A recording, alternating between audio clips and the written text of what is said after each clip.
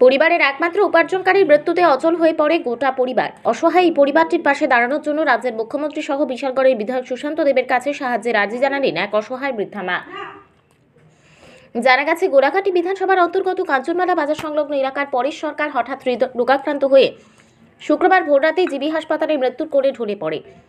5 জনের পরিবারে একমাত্র উপার্জনকারী ছিল পরেশ। তার পরিবারে ছিল তার বৃদ্ধা মা ঝুলন সরকার সহ তার স্ত্রী এবং ছোট ছোট 2 কন্যা সন্তান। আচমকা পরিবারের উপার্জনকারী পরেশ সরকারের মৃত্যুতে গোটা পরিবারটি অসহায় হয়ে পড়ে। এদিকে পরেশ সরকারের মা ঝুলন সরকারও বয়সের বার্ধক্যজনিত কারণে কোনো কাজকর্ম করতে পারেন না। তার পাশাপাশি পরেশ সরকারের স্ত্রীও দীর্ঘদিন ধরে অসুস্থ। বর্তমানে সে বিছানায় শয্যাশায়ী। পরেশ সরকার ছাড়া তার পরিবারের অর্থ উপার্জন করার দ্বিতীয় আর কেউ নেই। তাই শুক্রবার রাতে মৃত পরেশ সরকারের মা ঝুলন সরকার সংবাদ মাধ্যমের দ্বারস্থ হয়ে কান্নায় ভেঙে পড়েন। তিনি বলেছেন, পরেশ ছাড়া ওনার পরিবারের আর কেউ নেই অর্থ উপার্জন করার।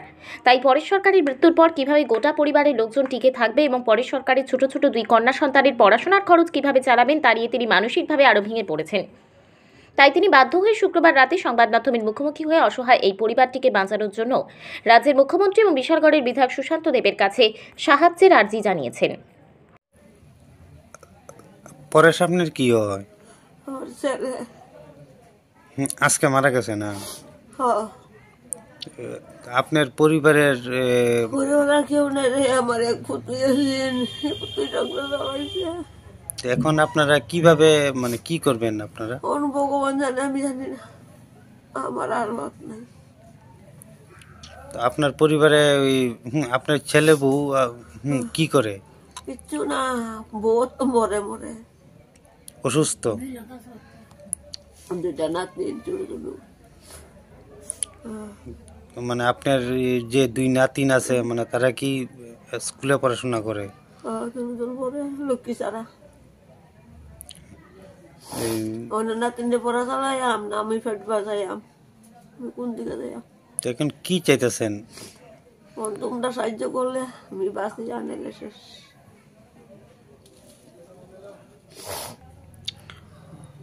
কি চান এখন আপনারা?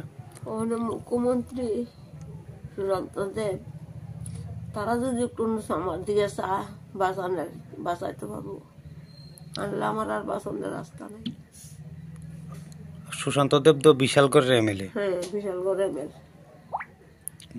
আচ্ছা, তার কাছে আপনার কি দাবি থাকবে?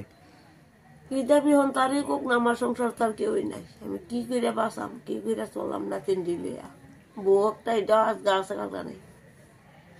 আপনার এই যে এলাকাটার নাম কি? কাঞ্চনমালা। আপনার কয় ছেলে? 2 ছেলে, বড়টা হয় এই অবস্থা, বড়টা হসিল বাড়া না।